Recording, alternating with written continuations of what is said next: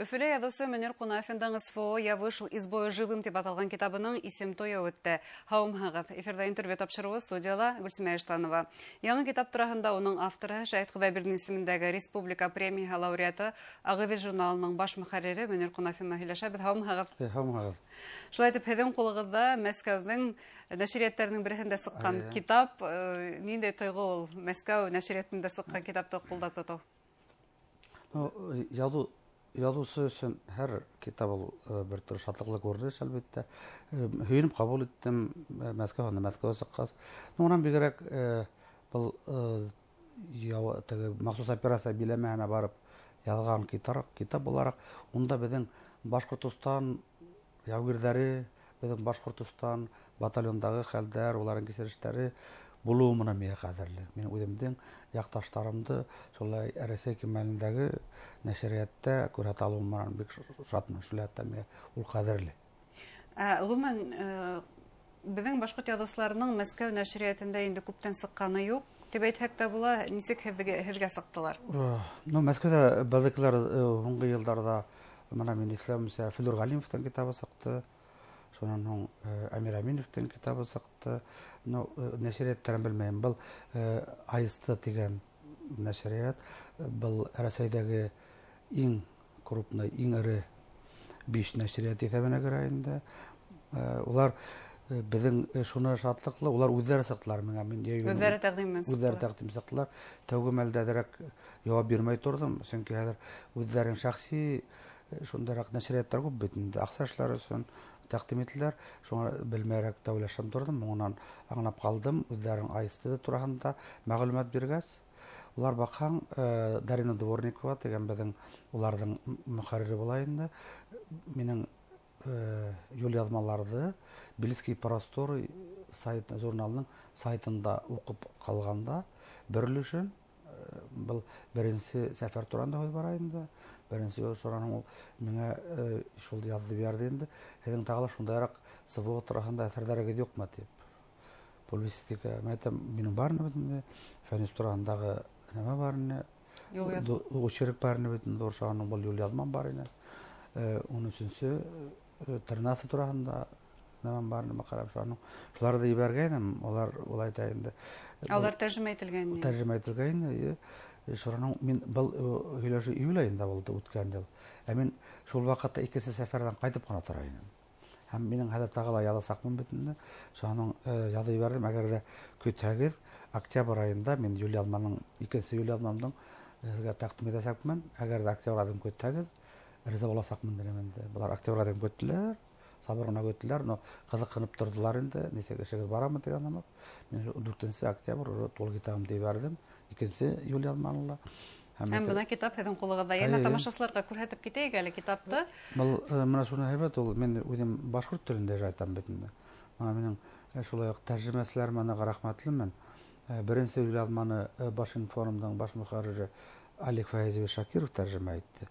Икенсе юлъяҙманы Фәнис тураһында очеркты, башҡа материалдарҙы Дәүләкәндә йәшәүсе Гөлфира Гаскарова тәржемә итте. Икеһенең дә шул тигән тәржемәһенә бик ҡәнәғәтмен. Тәржемәселәрегеҙҙән уңдығыҙ иде. Уңдым, сөнки яҙыусының нәмә бит инде. Уны әҙерәк кенә подводный течение тинебеҙ, изоп теле тип әйтәбеҙ бит инде. Йәшеренгән ҡайбер фекерҙәр ҙә була. Халыҡҡа тураһын ғына әйтеп тә еткерә алмаған. Ҡош теле тиебеҙ, шулай. Шуны аңлап, шулай уҡ тәржемә иткәндәр миңә бик оҡшаны инде. Ради Хабиров, һеҙҙең был китабығыҙ сыҡҡас, яҙып ҡуйғайны башҡорт прозаһында ваҡиға тип, башҡорт хәрби прозаһында ваҡиға тип. Әйҙәгеҙ ошо башҡорт хәрби прозаһы тураһында ла фекер алайыҡ әле. Нимә ул башҡорт хәрби прозаһы? Традициялары бармы уның? Ниндәй күренеш ул? Әлбиттә, уның традициялары бар, сөнки башҡорт халҡы яугир халыҡ бит инде. Уның тормошо ысынлап та яуҙа үткән ғүмер буйы.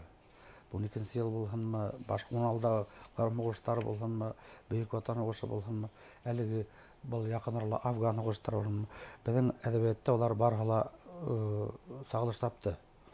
Хәҙер бына бөгөнгө көндә был беҙҙең махсус операция биләмәһендәге ваҡиғалар тураһында яҙырға тырышабыҙ. Яҙыусыларҙың ижади командировкаһын да ойошторалар бит инде, аҡыллы ғына әйтеп. Әлбиттә, әле мин улай уҡ теге беҙ ярһып китеп, шашып китеп яҙҙык, әҙәбиәттә шаулатырлыҡ әҫәрҙәр тыуҙырҙыҡ дип әйтә алмайым. Әлбәттә, мына Гөлсира Пайдалы эшләй, Зөлфира Кадакбаева эшләй, Миләүшә Каһарманова эшләй бит инде. Минең пьесам куелды. Салаватта Җанышеваның пьесасы куелды. Теге бөтенләй юк дип әйтеп булмый, эшләйбез. Ләкин мына әйтәйек, Бөек Ватан һугышы елларында ул Мостәгәримдар булһынмы, Шакир Янбаевтар булһынмы, Шакир Насыровтар булһынмы әйтәйек, улар мына яуда үзләре булып, улар ветерандар бөтен. Яуда булып, улар һунан кайткан салгандар. Мин әгәр дә башкорт әдәбият тарихын карасак, һугыштан соң әле шул тикем шәп әсәрләр тоже булмаган. Һугыш беткән, һугыш елларынан соң әле әсәрләр ул 50-нче еллардан гына уже әдәбиятка һугыш темы аныклап кара башлый. Шуңа күрә мин әле безнең эшләр булайык насар түгел дип уйлыйм. Һәм киләчәктә әсәрләр языласак. Чөнки барыбер безгә хәзерге мәлдә ул социаль сетьләрдән булган, интернеттан булган мәгълүматлар табырга мөмкин, эпизодлар, детальләр табырга мөмкин, вакыйгалар да шулай бит инде. Тетрәндергән сюжеттар шура мөмкин. Әле бүген көне бuna әле презентацияна килдем бит инде. Онда шулай ук кемнәр катнашты? Ошо махсус операция биләмәһендә булган безнең яугирдарыбыз, кемдер отпускка кайткан, кемдер яраланып кайткан, шулар катнашты. Улар ошо минең китаптың геройдары, Босман булды, Туман булды, Мырза булды. Улар манда һөйләште. Улар шундый вакыйгалар тоже һөйләп алып китте. Босман һөйләне. Фашизмдың без белгән фашизмдан да әшәкелерәк вакыйгалар турында һөйләп алып китте. Менә бөтәһендә бар йөрәк аша үткәрергә кирәк. Уларда әле зиһен аша ул һөйләү бер бит. Тыңлау бер, аны зиһенен аша үткәреп, иләктән үткәреп, зиһен, күңел иләкләреннән кисерештәр, хырланулар, тетрәнүләр аша үткәргәс кенә ул художествода әсәр туа. Ул бигрәк акыл итеп алып биткәр өчен вакыйгалардан бигрәк образлар табарга, идеялар табарга шулай бит инде. Белә хәттән әле тетрәндердәй әсәрләр киләчәктә табар дип уйлыйм. Менә яңарак кына әле китап нәшриятында Каһармандар юлы дигән жыйынтык сыкты. Мен аны карап сыктым. Онда Бөек Ватан һугышы 1912 елгы һугышта кирип киткән һәм бүгенге СВО турында менә шул Гөлсира Пайдакы бар иде, Миләүшәнеке бар, Зөлфирәнеке бар иде. Уларның әсәрләре бар иде. Безнең яу яланында һәлак булып калган язучыбыз Совет Фазлыевтың әсәре бар иде. Ысынапта һугыш темасы ул электән булган. Һәм ул яктыртыласак безнең батырлык традициялары халкыбызның шулай. Яугирлектә һәм батырлыкты күрәтмәсә булмай. Бу турыда күп һөйләргә мөмкин. Чөнки патриотизм тойгы мына бит үткән сакта ук бит. Молодая гвардия, повесть о настоящем человеке булганмы бит. Сын полка, Катаевтакы, Борис Полевлардакы, үзебездән Денис Исламовтакы, Әнвәр Бикшантаевтарды. Кушылып көмеш яңгырлар, яшь комиссар шулай. Яшь комиссар, герой пионерлар шуларда укып үттек һәм шуларга охшарга тырышып үттек бит. Мин әле бүген монда сыгыш яган шулай әйтеп үттем презентацияда. Мин бәлекәй сактан шул китапларны, олатаемдардың, ветерандар маусрашуда сыгыштарын тыңлап үткән кеше. Мин бөтә йөрәгем менән тояйным.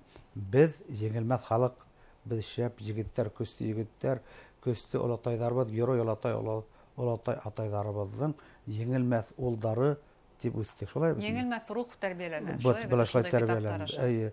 Һәм киләчәктә без дә шул рухты бирергә тиеш бит үзебезнең әдәбиятта ла, матбугатта ла, рухи дөньябызда ла дип әйтмәкче булам. Бу һеҙҙең юл яҙмалар, был һеҙҙең документалистика, очерк һәм башҡа яҙмалар. Публистикаға тартымыраҡ, ләкин мин яҙыусы булараҡ бар стилде, әгәр ҙә тел үҙенсәлектәрен тикшерәләр, бар унда яҙыусы ғаләме икәнен тойола инде. Чөнки мин бар кисерештәрҙе нығыраҡ яҙам бит инде, һалдаттарҙың һәм ул бит һалдат ушулай һөйләгән саҡта ла ул бит мана китаптағы һөйләмәй бит инде. Бар уны аса бараһың, уны бер ярты бит материалдан соң ҡайбер саҡта 3 сәғәт һөйләшеп бирәһең аның менән, яугирҙар менән бит инде.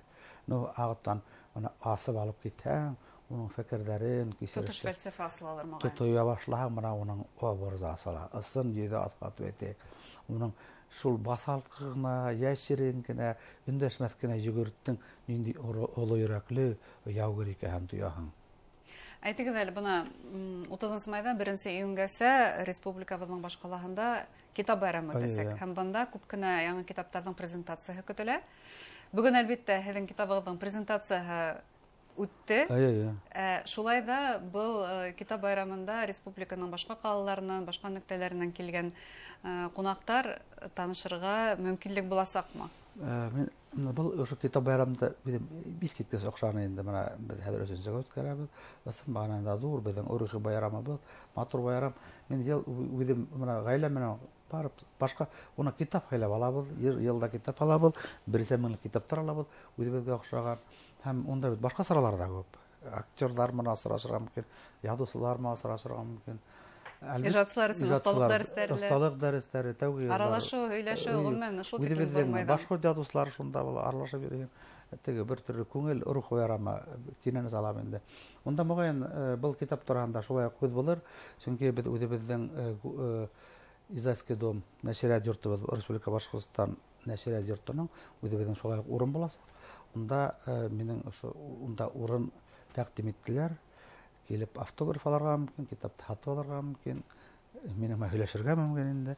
Аралар булһа һөйләшергә мөмкин. Турыдан-тура аралашырга язсын. Мөмкин булса инде. Гомумән укучылар шунда сорашуга һауһаган тидер, язучылар. Менә иртәгә менә хәзер юлга чыгарга турабыз. Хайбулла Баймак районында шулай ошо своими глазами ошо китап буенча һөйләшүләр була инде. Без исләгез микән Агыйделдән 100 еллыгын үткәргән сакта Аксуллар баһат дигән проект менән республика, Россия буенча йөрүнек. Аста менә шунда нык тойдык инде без. Халыктың нык аралашкы килгән. Без ул кайдан беленә кисе осрашу үткәндән соң сәгать ярты сәгать таралышмай. Ул вакытта әле ковид тамамланган соргына иде. Шуңа микән шул текемдә кешеләрнең аралашкыга килеп фотога төшеп яраталар инде. Но менә хәзер шундый усур бит бар халыктың ничектер интернеттан шул текем мәгълүматлар күп. Башка сарлардан да мәгълүматлар. Кайбер хоруларда без дөрес яп табалыкка мөмкин, адашып калырга мөмкин. Шул вакытта менә осрашулар ярдәм итәргә тиеш. Мотлак уларның күзгә карашып, мотлак уларның хоруларына тура гына җавап булмагала, ниндәйдер юнәлеш табырга мөмкиндер үзләренә кирәкле юнәлеште. Һәм без дә күпмеләр үзебездә шул юнәлеште бирә алырга тиешбездер дип уйлыйм. Һәм бу осрашулар һезнең үзегез өчен дә бер илһам сыганыгы, чөнки яңа типаждар, геройларны осрашалар. Ихтибарлы булаһың бит инде. Карап утырган кешенең карашынан да, ымынан да бар тоерга була. Ниме уйлагандар шулай бит. Әлеге көндә безгә бигрәк тә кирәк халыктың фәкере ниме мән янып яшәгән. Безнең командировкага сыгып торабыз, бигрәк тә безнең Әхмәр Гомеш Агыйделдән безнең урынбасар инде ул айһайын сыга, без булай осрашып торабыз. Кайда сакыралар барга тырышабыз. Мондай сорашулар ешрак булган һәм ошо публицистик әфәрләрегез киләһе елларда әдәби әфәрләргә әйләнһен дигән теләктәбез. Иҗади уңышлар теләбез һәргә. Хөрмәтле тамашачылар, яңа китап турында без Агыйдел журналының баш мөхәррире Мөнир Кунаев белән һөйләштек. Игътибарыгызга зур рәхмәт.